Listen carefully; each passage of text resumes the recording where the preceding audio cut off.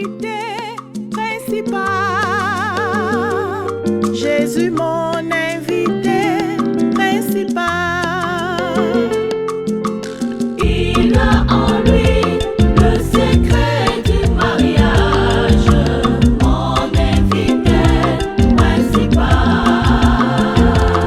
Nabali, bandeko nabali, nabali po ete Yesu andimi. Papa nalibala na yo Yesu kosala. Nalibala na yo Yesu kosala.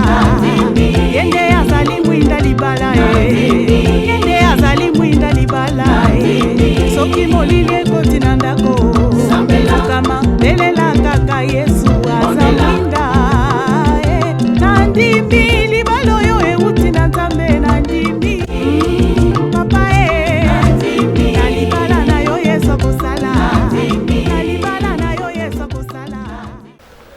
Fidèles téléspectateurs de l'émission Union, bonjour, bonsoir, tout dépend de l'heure à laquelle vous êtes en train de nous suivre. Bienvenue dans notre émission du jour. Aujourd'hui, nous allons parler d'un thème, les choix d'un conjoint. Union est une émission produite par le ministère chrétien international de couple, le parfait bâtisseur en sigle PARBA, sous la supervision de pasteur Florimond Luamba. Et pour développer les thèmes d'aujourd'hui, je ne suis pas seule, j'ai invité pour vous sur ces plateaux les visionnaires lui-même, le pasteur Florimond Luamba, que je dis bonjour. Bonjour pasteur. Bonjour. Merci d'avoir répondu à notre invitation. C'est moi qui vous remercie. Merci pasteur. C'est bien avec lui que nous allons développer ces sujets, le choix d'un conjoint. Pasteur, qu'est-ce qui a motivé le choix de ces sujets? Bien, merci beaucoup Maman Clara pour aussi pertinente. Lorsque nous lisons la parole de Dieu, nous sommes là dans Proverbe 16, verset 4, il est écrit que tout ce que Dieu a fait, il a fait pour un but. Donc tout ce que nous faisons aussi a un objectif que nous poursuivons, ou un objectif, n'est-ce pas, que nous avons assigné à cet enseignement d'aujourd'hui, parce qu'il s'agit véritablement d'un enseignement. Alors, pourquoi j'ai choisi de parler sur le choix des conjoints? Ce n'est pas la première fois que nous parlons du choix des conjoints, nous y revenons toujours. L'objectif, c'est de guider tous les prétendants à goûter à un mariage béni, n'est-ce pas? À goûter aux délices d'un mariage bâti sur la parole de Dieu, et mariage soutenu par le Saint-Esprit. Mais nous voulons aussi, par ces sujets, prévenir le divorce. Je reprends. En parlant sur le choix du conjoint, nous voulons en amont prévenir le divorce, qui est un grand fléau de notre société. Un fléau qui ronge, parmi les fléaux qui rongent notre société humaine et qui engendre, n'est-ce pas, beaucoup de problèmes à court, à moyen et à long terme. Voilà un peu brièvement pourquoi j'ai choisi aujourd'hui de parler à nos téléspectateurs, principalement à tous les prétendants au mariage, sur le choix d'un conjoint. Le pasteur était en train de nous parler de la motivation. Qu'est-ce qui a fait qu'il puisse parler de ce thème? Pasteur, en analysant le sujet, le choix d'un conjoint, nous voyons un mot-clé, le conjoint. Alors, si vous pouvez nous expliquer qui est un conjoint c'est qui, c'est quoi, comme ça que les téléspectateurs puissent bien comprendre notre sujet. Avant de répondre à votre question, j'aimerais que vous puissiez un peu... j'aimerais faire un recul. Hein? D'accord, pasteur. Et là, je vais vous demander de nous lire un texte dans la parole de Dieu. Nous sommes dans les Proverbes. D'accord. Si vous pouvez lire les Proverbes chapitre 20, verset 6. Ok. Proverbe 20, verset 6, nous disons beaucoup de gens proclament leur bonté, mais un homme fidèle, qui le trouvera? Très bien. Si vous pouvez lire aussi le Proverbe 31, verset 10.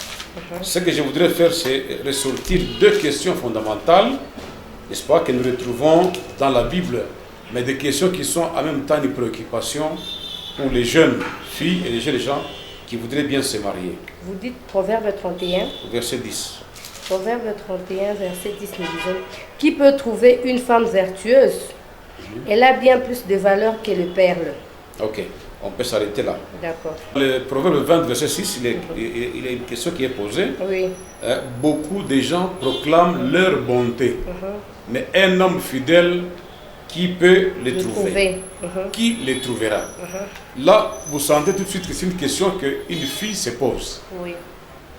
Tous les jeunes gens, tous les prétendants au mariage, ils se proclament être très bons. Mais qui est fidèle à cette bonté-là, c'est ce qu'il dit.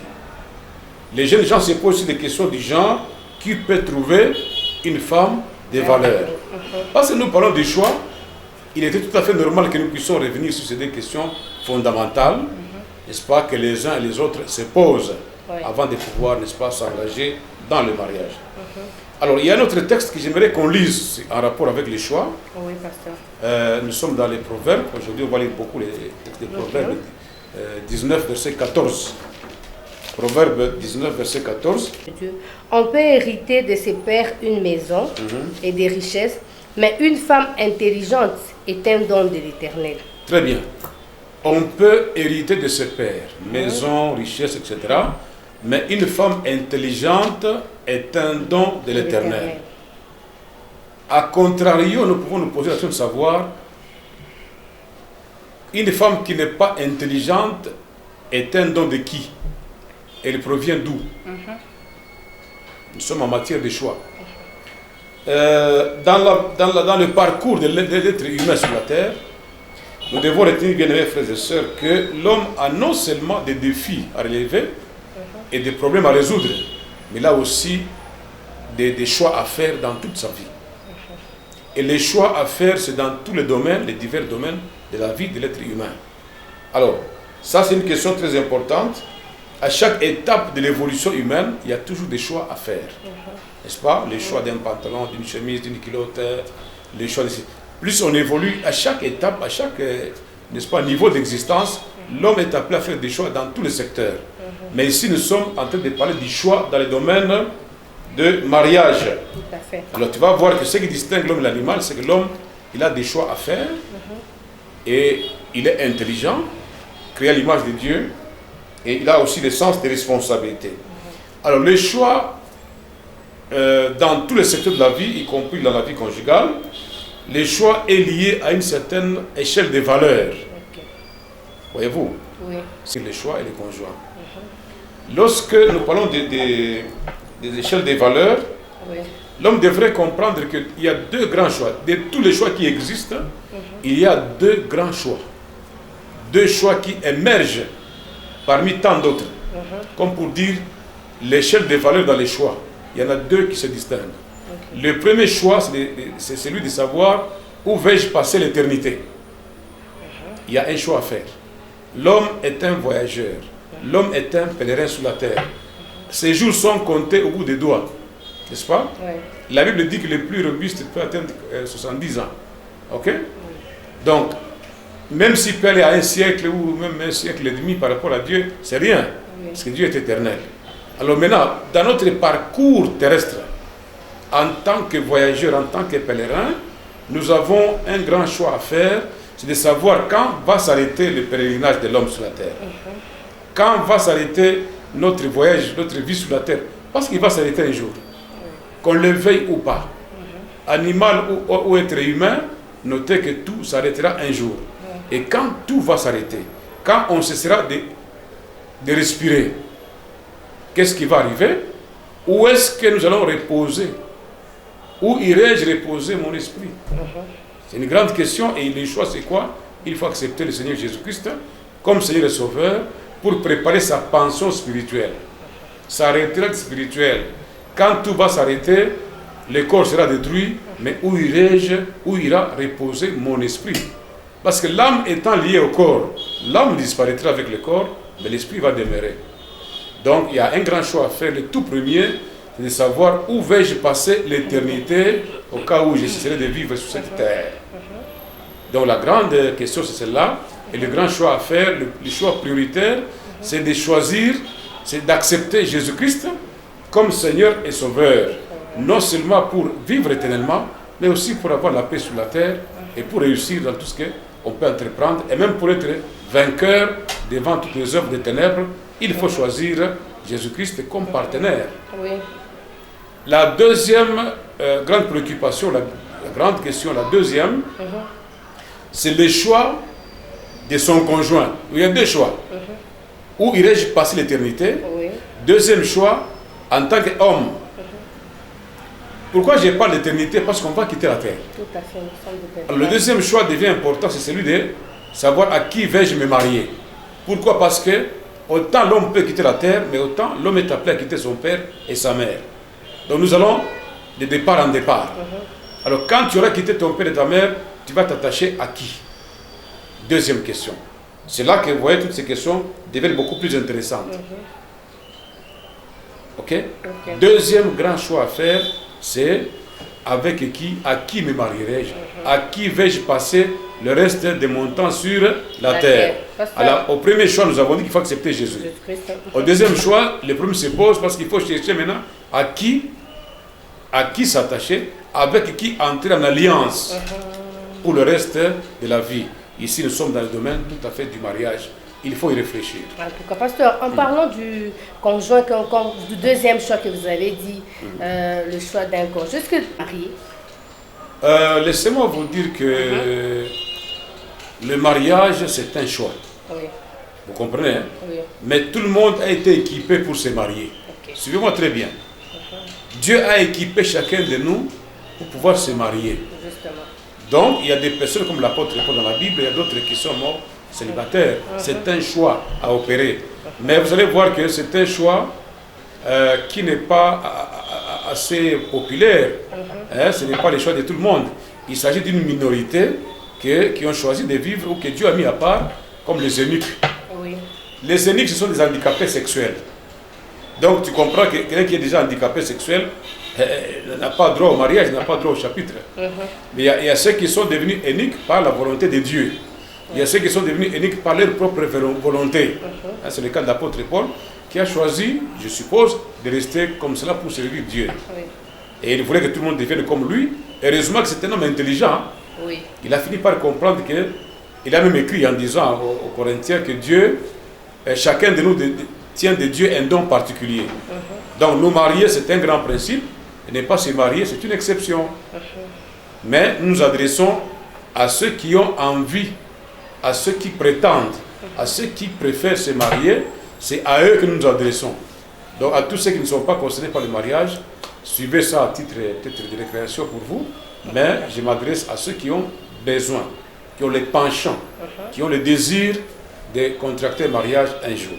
C'est à cela que je m'adresse. Merci beaucoup, pasteur. Fidèles téléspectateurs, vous êtes en train de nous suivre. Si vous, ou bien vous voulez entrer en contact avec le pasteur, le numéro est affiché au bas de l'écran. Ou si vous voulez soutenir l'émission, nous avons nos numéros affichés, nos numéros Orange Money et Airtel Money. Pasteur, vous nous avez vraiment bien expliqué que ne pas se marier, c'est aussi un choix. Mais quand est-ce qu'on peut choisir son conjoint? Je vais y arriver, mais vous n'avez pas remarqué que j'ai escamoté, j'ai sauté une étape. Ta question que tu as posée sur les définitions des mots-clés. Du mot conjoint, voilà. Justement. Donc je n'échappe pas. Et je n'ai jamais fui une question. D'accord, pasteur. Je vais y répondre et on va y aller comme ça progressivement. D'accord. Et des conjoints, ce sont deux mots-clés dans notre sujet, n'est-ce pas? Oui. Qu'est-ce qu'on entend par choix? Je me suis donné la peine de lire mon dictionnaire, le petit Robert de poche, édité en 2010, pour comprendre ce que c'est que le mot, ce que le choix veut dire. Oui. Voici ce que le dictionnaire me rapporte. Hein? Je ne vais pas créer donner un cours de langue ici, mais je voudrais plutôt donner des définitions plus ou moins adaptées à tout le monde pour que nous puissions avancer. Choisir, c'est élire. Quand on parle d'élire, on voit les élections, n'est-ce pas? Oui. Donc choisir, c'est adopter par préférence. Et bien sûr, selon un certain nombre de critères. Donc choisir, c'est adopter, comme je l'ai dit, par préférence. Choisir, c'est aussi sélectionner. Donc on a en face, l'homme a en face de lui autant de femmes, parce que nous parlons mariage. La femme a au devant d'elle, n'est-ce pas, autant d'hommes qui sont des aspirants, qui veulent, n'est-ce pas, se marier. Alors l'autre doit élire, doit adopter par préférence, doit sélectionner. Mais le verbe choisir veut dire aussi, c'est décider, n'est-ce pas? Oui. C'est décider après réflexion et comparaison. Très important. Donc il faut réfléchir, il faut comparer, même si la comparaison n'est pas raison, mais choisir c'est, n'est-ce pas, c'est décider après une mûre réflexion et comparaison pour telle ou telle chose, ou telle personne, donc des choses de même espèce. Oui, oui. Alors là, il faut réfléchir par rapport à cela, ça s'appelle le choix. D'accord. Maintenant, il faut aussi dire que choisir, c'est aussi, n'est-ce pas, Oui. devoir prendre une décision pour opter en faveur de tel homme ou telle femme, parce que nous parlons mariage. Donc, nous pouvons aussi ajouter comme synonyme. Choisir, c'est déterminer, c'est prononcer, retenir, désigner, trier ou adopter. Voilà, c'est ce que ça signifie. Mais lorsque nous parlons du conjoint, le mot conjoint signifie tout simplement qui est joint à, qui est attaché à un homme ou à une femme par le lien de mariage. C'est ce qu'on appelle conjoint, attaché à un homme ou à une femme par le lien de mariage.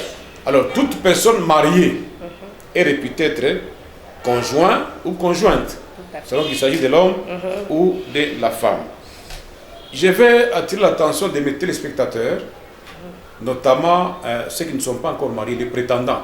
Quel que soit votre âge, vous aspirez au mariage, notez ceci en rapport avec le choix. Quand on parle du choix, faire un choix d'un futur conjoint ou d'une future conjointe, c'est décider consciemment, j'insiste là-dessus, c'est décider consciemment de partager la vie avec une autre personne bien déterminée.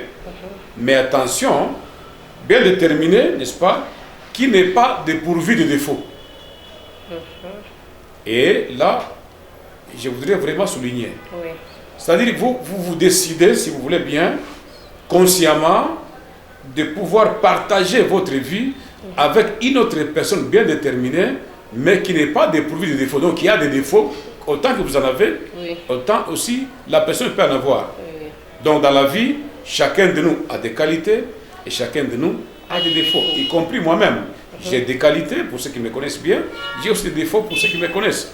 Donc, choisir, c'est justement accepter avec conscience, décider consciemment de pouvoir partager la vie avec quelqu'un d'autre personne, mais qui n'est pas tombé du ciel, qui est né d'une femme, d'un homme, comme nous tous ensemble. Voilà ce que je voulais dire par rapport aux définitions des termes clés. Parce que nous sommes dans un enseignement, c'est pour ceux que vous voyez, j'ai le souci d'entrer dans le détail.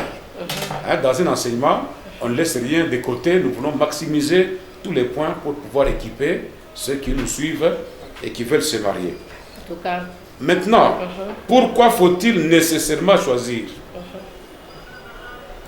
Pourquoi faut-il obligatoirement faire un choix? Première raison, j'ai retenu deux raisons par rapport à ça. La première raison, c'est que le choix est obligatoire par le fait que nous devons respecter la volonté parfaite de Dieu. Dieu est le créateur non seulement de l'humanité, de tout le cosmos, il est le créateur et même l'initiateur du mariage. Alors maintenant, il a une volonté exprimée. Cette volonté, nous la trouvons dans la parole de Dieu. Nous pouvons lire avec toi dans le livre de Genèse. Nous sommes dans Genèse chapitre 2. Nous lirons d'abord le verset 18. Genèse chapitre 2, verset 10. Dieu dit, il n'est pas bon que l'homme soit seul. Je lui ferai une aide semblable à lui. Très bien. Je lui ferai une aide semblable à lui. Ça signifie que dans la pensée de Dieu, n'est-ce pas, nous partons de la Genèse. Il y avait un homme auquel Dieu a décidé d'adjoindre une femme, une seule. Quand vous lisez la conséquence dans les mêmes chapitres, Genèse 2, 24, vous pouvez lire, vous allez vous rendre compte, C'est pourquoi l'homme quittera son père et sa mère et s'attachera à sa femme et ils deviendront une seule chair. Est-ce que vous entendez ça? C'est pourquoi l'homme quittera son père et sa mère et s'attachera à sa femme. Les possessifs, ça, celle qui est à lui seul. Il n'est pas dit qu'il s'attachera à des femmes ou à ses femmes. Non. Dans la pensée parfaite de Dieu, la monogamie est instaurée comme la forme la plus parfaite du mariage. Je reprends. Dans la volonté initiale, la volonté parfaite de Dieu, la polygamie est exclue.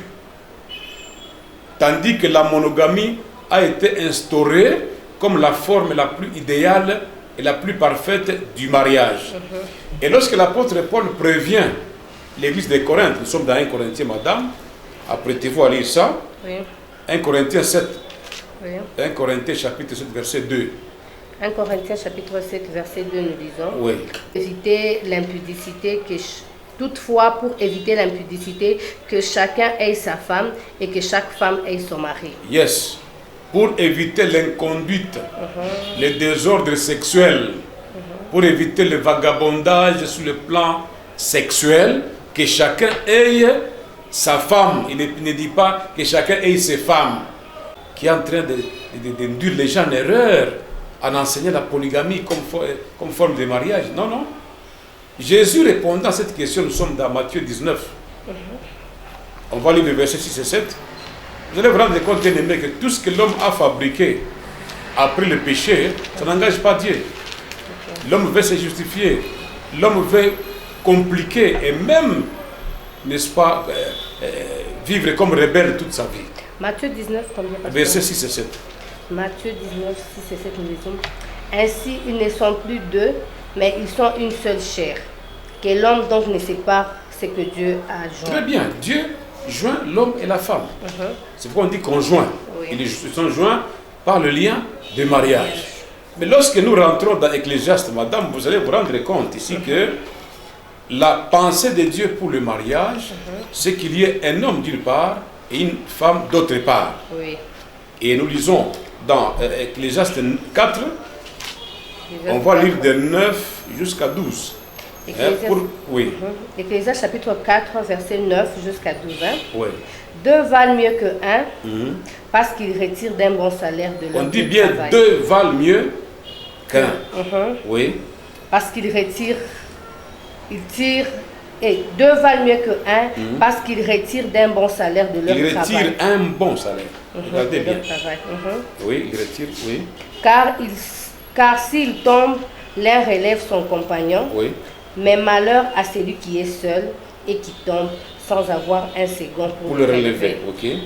De même, si deux couchent ensemble, ils auront chaud. Mais si celui qui est seul, comment aura-t-il chaud? Très bien. Alors, vous comprenez, madame, que nous faisons, l'homme est appelé à faire un choix. C'est-à-dire, l'homme, il est en face de plusieurs femmes, Oui, plusieurs candidates. oui, Mais il ne peut pas épouser toutes les femmes. Il ne peut pas en prendre plus d'une dans la pensée de Dieu. Ça signifie que la monogamie est instaurée. La monogamie instaurée comme la forme initiale, la forme parfaite, la forme qui correspond à la pensée de Dieu pour le mariage. Donc il faut choisir, nous devons choisir pour respecter la pensée de Dieu. oui. Deuxième raison, l'homme est appelé à faire le choix de son conjoint, Oui. ou la femme est appelée à faire le choix de sa conjointe. Excusez-moi, l'homme est appelé à faire le choix de sa conjointe, comme la femme est appelée à faire le choix de son conjoint, pour des raisons d'harmonie et de complémentarité dans le mariage. Oui. C'est très important le terme harmonie. Donc j'ai choisi ma femme, Oui. une seule, parce que c'est ce que Dieu veut. Oui. Mais en faisant mon choix là, je tiens compte des paramètres de façon que, entre moi et la femme que j'ai choisie, qu'il y ait harmonie, qu'il y ait concordance. C'est pour cela que l'homme, chacun de nous a son goût, hein, sa manière de voir, d'appréhender les choses. C'est pour des raisons d'harmonie. J'ai choisi telle parce qu'avec elle, nous vivrons en concordance, en symbiose et tout ira bien. Voilà en fait les deux raisons majeures que j'ai retenues pour répondre à votre question.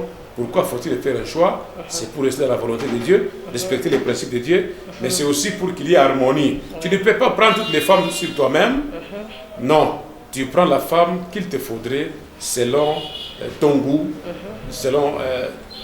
selon tes préférences ou selon le profil pour qu'il y ait unité, qu'il y ait harmonie. Voilà, madame, la réponse que j'ai réservée à cette question-là. Merci beaucoup, pasteur.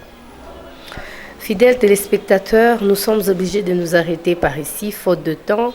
Nous allons continuer prochainement avec toujours notre même invité et notre même sujet.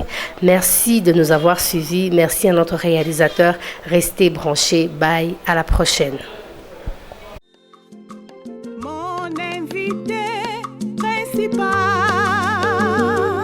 Jésus, mon invité principal. Il a en lui le secret du mariage, mon invité principal. Nabali, bande koma nabali, nabali po ete Yesu andimi, papa nalibala na yo Yesu kosala, nalibala na yo Yesu kosala, yende azali mwinda libala yende azali mwinda libala soki molili ekoti na ndako kama belela kaka Yesu aza mwinda nandimi